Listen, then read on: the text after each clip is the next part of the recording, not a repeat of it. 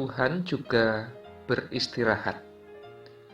Saudara-saudara, kalau kita mencermati kisah penciptaan, biasanya kita terkagum-kagum dengan karya Allah, yang dengan ajaib, yang dengan sangat aktif, yang dengan sangat kreatif, menciptakan langit, bumi, dan seisinya, termasuk manusia.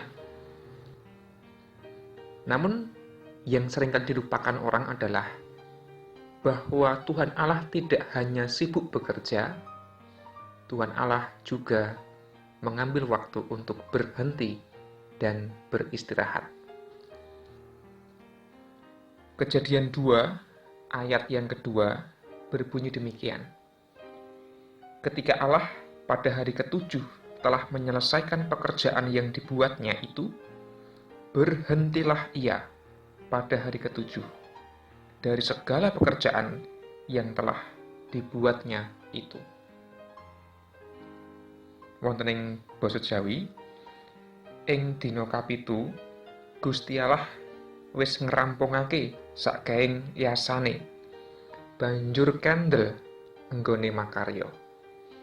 Dados Gusti Allah panci makarya, ananging Gusti Allah ugi kendel, Gusti Allah ugi ngaso. Nah, saudara-saudara, dari sini kita bisa belajar bahwa yang baik dan yang penting dalam kehidupan manusia itu haruslah ada keseimbangan di antara dua sisi, yaitu bekerja atau berkarya dan berhenti atau beristirahat.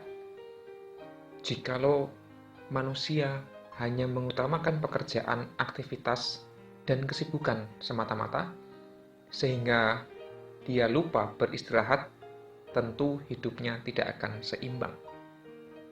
Aktif sekali bekerja, sampai kehilangan waktu luang untuk diri sendiri, untuk keluarga, untuk refreshing, juga akan menimbulkan stres bahkan depresi.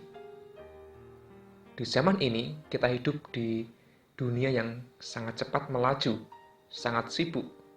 Banyak orang saking cinta bekerja, sampai kecanduan kerja, maka ada istilah workaholic. Nah, akibatnya kehidupan manusia tidak seimbang secara mental. Manusia dipaksa bekerja, dipaksa berpikir, dipaksa memproduksi dan menghasilkan banyak hal. Menariknya adalah pandemi COVID-19 membuat banyak sekali pekerjaan terhenti. Banyak sekali produksi beristirahat. Banyak sekali kesibukan yang harus tertunda. Dan waktu jeda, waktu luang, waktu beristirahat ternyata sungguh-sungguh dirasakan manfaatnya. Namun sebaliknya, kalau orang hanya mengutamakan kesenangan, berdiam diri, waktu luang, refreshing saja, dan dia lupa bekerja dan berkarya, juga bukanlah kehidupan yang seimbang.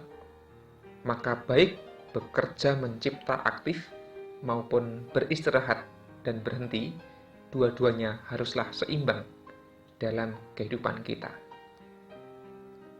Ada banyak orang terpaku pada satu sisi saja, menilai kualitas manusia dari produktivitas, dari pekerjaan, dari gaji, dari jabatan, dan pencapaian-pencapaian yang lain.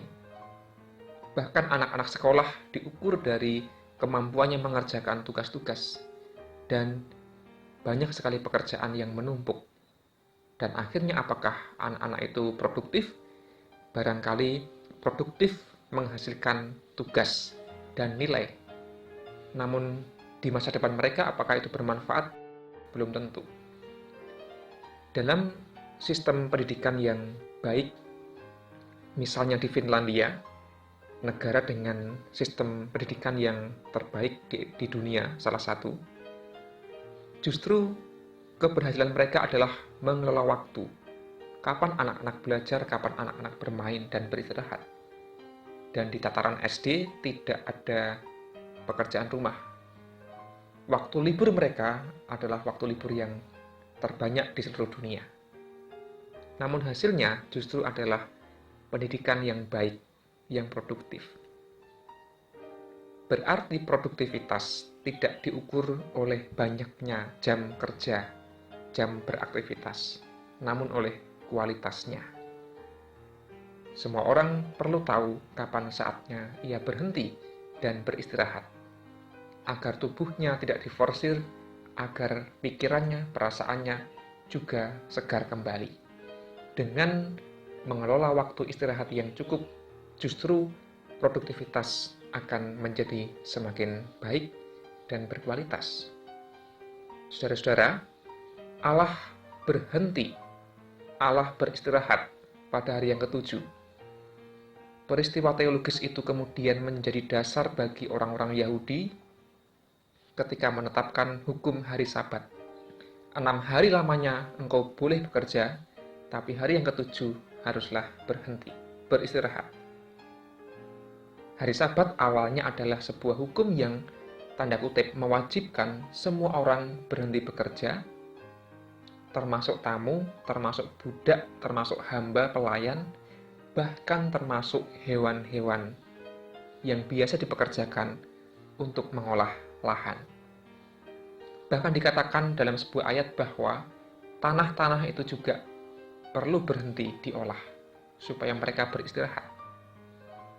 Maka hakikatnya hari Sabat yang memang artinya berhenti itu tidak hanya ditujukan bagi manusia agar beristirahat, tetapi juga bagi hewan-hewan, bahkan bagi tanaman, bahkan bagi tanah, lahan. Semua ini memiliki hak untuk beristirahat, supaya tidak diforsir dengan aktivitas dan pekerjaan yang berat senantiasa. Yang kedua, dengan berhenti, dengan melakukan Sabat, orang-orang Yahudi juga kemudian punya waktu untuk beribadah kepada Allah. Saudara-saudara, apakah kita termasuk orang yang terlalu sibuk atau jangan-jangan terlalu nganggur? Dua-duanya tidak sehat. Kita tentu butuh kesibukan. Kita pasti memerlukan kegiatan yang produktif, yang menghasilkan sesuatu yang kreatif. Namun jangan lupa untuk mengambil waktu sejenak untuk beristirahat, berhenti, berlibur, refreshing. Waktu luang adalah waktu-waktu yang inspiratif untuk ibadah, untuk berdoa, untuk melakukan aktivitas yang kita senangi, hobi, untuk menyapa orang-orang terkasih kita. Dan itu ternyata adalah sesuatu yang menyehatkan kehidupan kita secara mental maupun spiritual. Apakah keluarga kita terlalu sibuk? Apakah gereja kita terlalu sibuk? Semua orang, bahkan semesta ini, butuh istirahat. Mengapa? Karena Tuhan saja berhenti dan beristirahat. Amin.